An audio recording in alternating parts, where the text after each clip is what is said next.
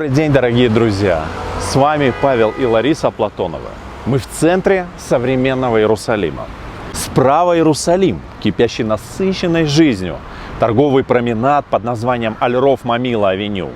Не менее оживленная трасса, сигналы машин, активное движение пешеходов, шумная атмосфера центра большого современного города. А слева, буквально в нескольких шагах за забором, как будто по взмаху волшебной палочки вы попадаете в другой мир.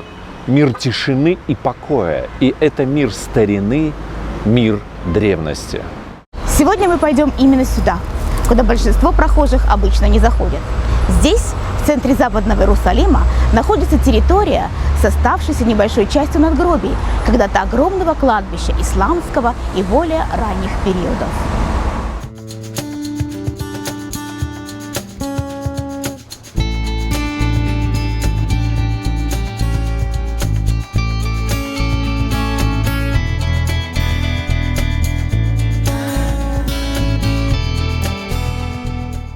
Это самое старое из сохранившихся и самое большое захоронение кладбища. Его относят к 1289 году. Это мавзолей Турбат-эль-Кубакия. Турбат в переводе, собственно, и есть мавзолей. Кубакия по имени Алла-ад-Дина Айдугди ибн Абдаллаха аль-Кубаки, эмира города Цфата. Как гласит эта надпись на арабском языке, умер он в 688 году от хиджры, что означает 1289 год по современному летоисчислению. Этот человек завещал похоронить себя недалеко от Явских ворот. Согласно легенде, он приказал воздвигнуть свою гробницу из камней могил крестоносцев, расположенных у церкви гроба Господня в Иерусалиме. Так это было или нет, мы не знаем. Но вот эти локтевые колонны и арка, используемые как элемент украшения, относятся таки к периоду крестоносцев. Впоследствии многие знатные мусульмане хотели быть похороненными именно здесь. И кладбище очень сильно разрослось. До сих пор остались довольно-таки большое количество надгробий этого периода. Большинство похороненных на кладбище людей идентифицированы как уважаемые известные мужчины, среди которых немало судей, губернаторов, а также благочестивые богатые женщины. Хотел обратить ваше внимание на надгробную плиту XII века, предположительно периода крестоносцев. Ее обнаружил французский исследователь Палестины Клермон Гано в XIX веке.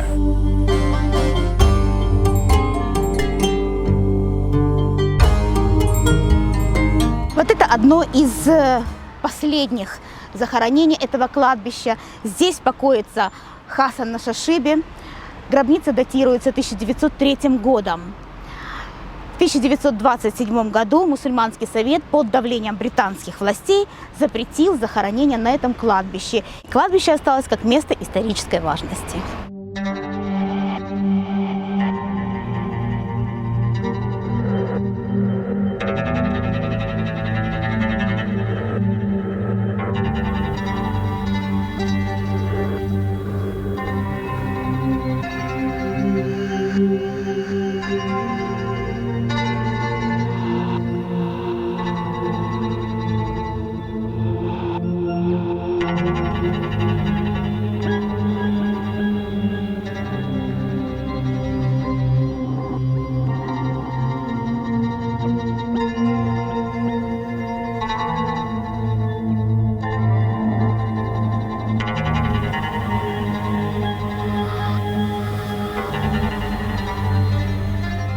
Большую часть кладбища занимает древний водосборник.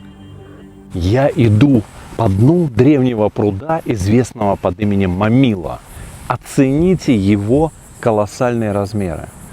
Вот эта вся территория охватывает 97 метров в длину и 65 в ширину, а высота пруда достигает 6,5 метра.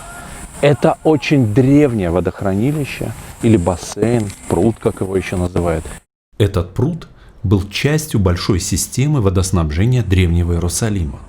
Предположительно, древний пруд был построен в период второго храма, вероятнее всего, в период правления Ирода Великого.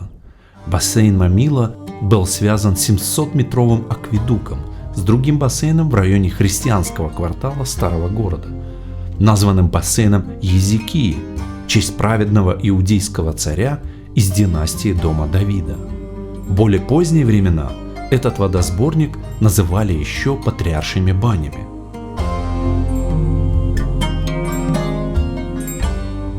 Известно, что этот пруд достаточно эффективно функционировал вплоть до заката правления британцев в Палестине. В годы британского мандата в 1947 году в рамках реконструкции бассейна городские власти Иерусалима попытались подключить пруд Мамила к системе водоснабжения города.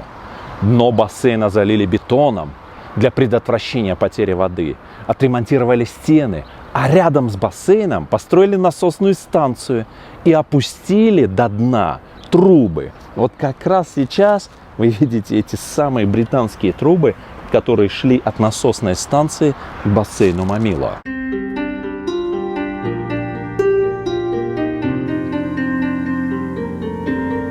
Внутри этого небольшого строения до сих пор стоит дизельный двигатель фирмы Caterpillar, приводивший в действие водяной насос, откачивающий воды бассейна Мамилы в те годы.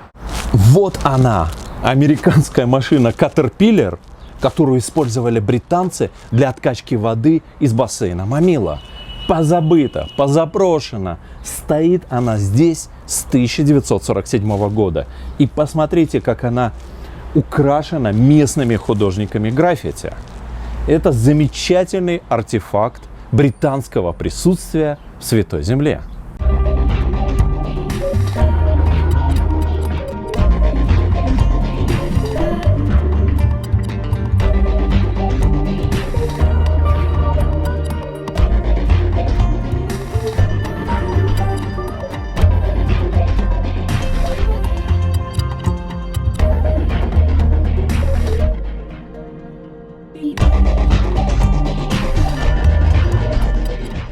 К 50-м годам 20-го столетия из-за недостаточного качества и количества воды бассейн использовать перестали. В этом самом бассейне во время страшной резни, во время нашествия персов на Иерусалим в начале VII века, согласно Антиоху Стратигу, свидетелю этих событий, огромное количество христианских душ было заклано в водоеме Мамила.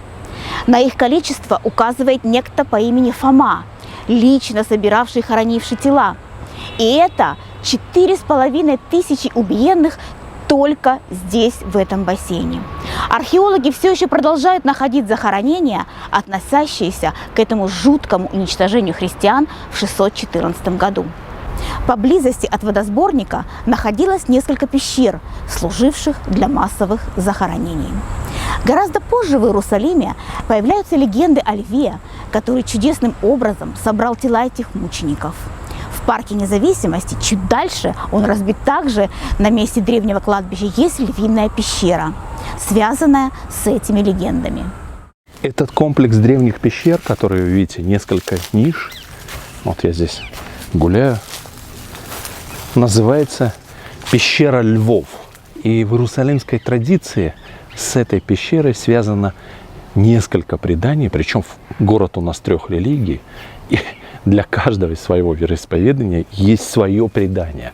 Так, например, в христианстве предание связывает эту пещеру львов с событиями страшными и трагическими 614 года, когда персы вторглись в Иерусалим, избили христиан и сбросили их в пруд Мамила, а затем они были ночью чудесно перенесены львами вот сюда, в эти пещеры.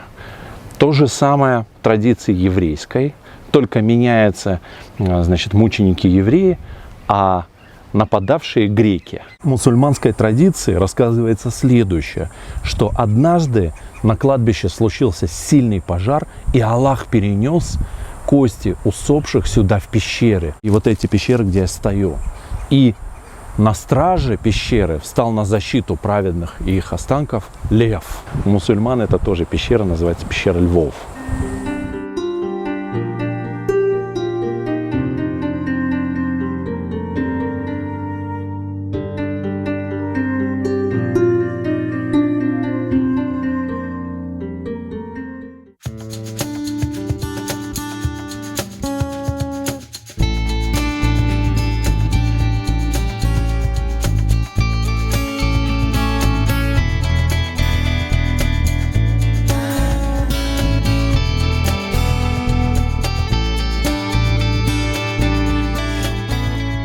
Спиной находится самый роскошный отель Иерусалима – Вальдорф Астория Джерусалим.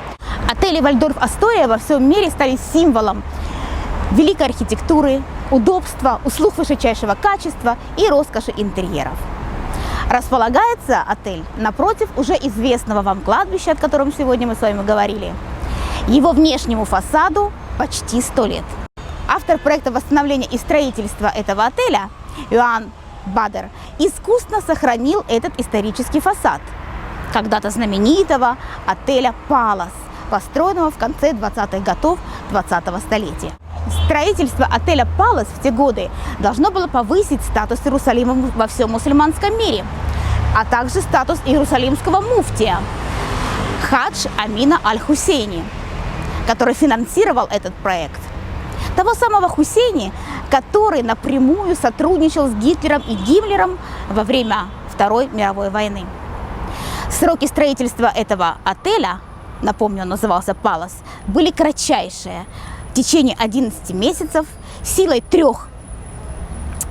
подрядчиков арабского и 2 еврейских и усилиями 500 рабочих был выстроен этот отель. Столь роскошного отеля до той поры в Иерусалиме, да и на всем Ближнем Востоке не было. Из 145 номеров 45 имели ванную комнату.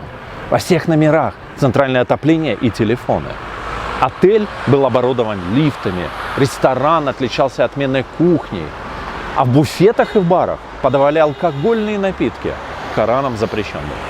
Как часто случается в наших краях, при рытье котлована строители обнаружили мусульманские могилы. Подрядчик Барух Катенко вспоминал, как он верхом примчался с этим известием к Аль-Хусейне. Захоронения могли послужить поводом к запрету уже начатого тогда строительства. Поэтому муфтий приказал потихоньку перезахоронить найденные останки на соседнем через дорогу древнем кладбище. Все же секрет был раскрыт, вызвав изрядный скандал. Но уже после открытия отеля. Отель закрылся через несколько лет из-за нерентабельности. Его роскошь затмил новый отель King David, построенный в 1931 году. Во время британского мандата 1945-1948 годы в Паласе размещались военные и административные представительства. А после создания государства Израиль, вплоть до 2004 года, здесь находилось Министерство промышленности и торговли государства Израиль.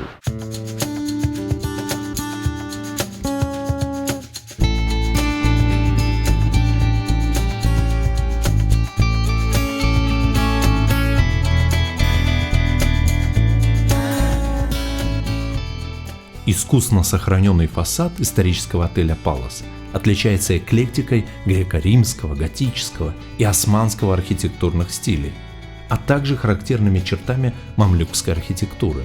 В 2016 году новый отель Вальдорф Астория на этом месте принял своих первых посетителей.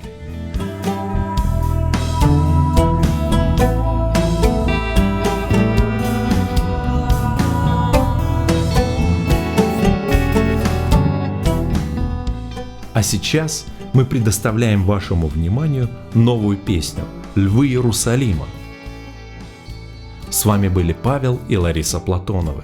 Подписывайтесь на наш канал, становитесь его спонсорами, ставьте лайки, пишите комментарии.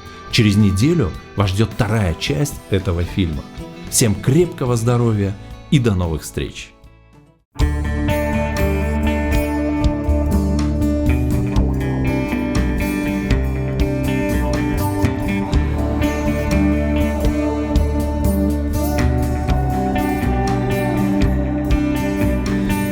В Иерусалима смотрят камни в цель, просят здесь о мире почти каждый день. 3000-летия свой безмолвный путь. Львов Иерусалима трудно обмануть. Львов Иерусалима трудно обмануть.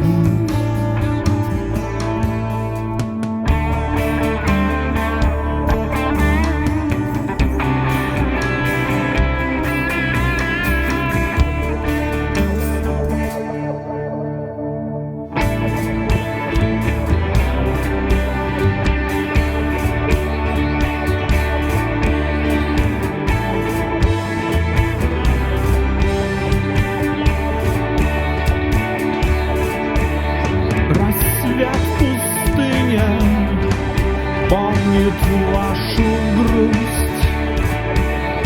Мгновенья дивные, пока есть путь. Но каменные стены защищают людей от львов Иерусалима, их цепких когтей. От львов Иерусалима, их цепких когтей. От львов Иерусалима, их цепких когтей.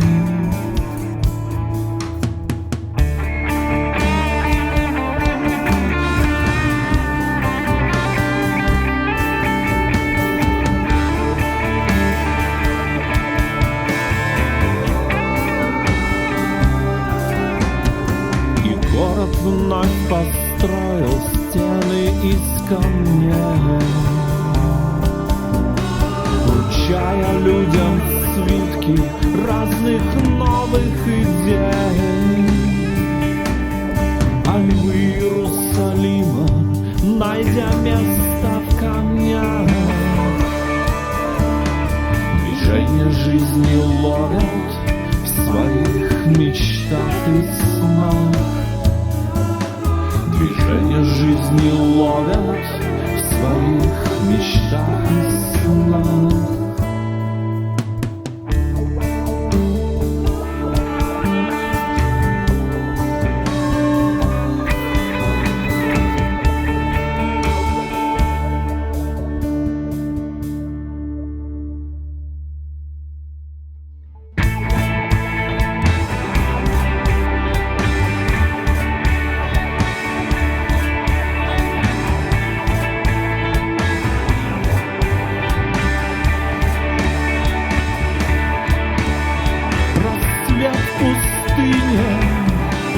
Помнит вашу грусть. Мгновения дивные, пока есть путь. Но каменные стены защищают людей от львов Иерусалима и их цепких когтей. От львов Иерусалима, их цепких когтей. От львов Иерусалима, их цепких когтей.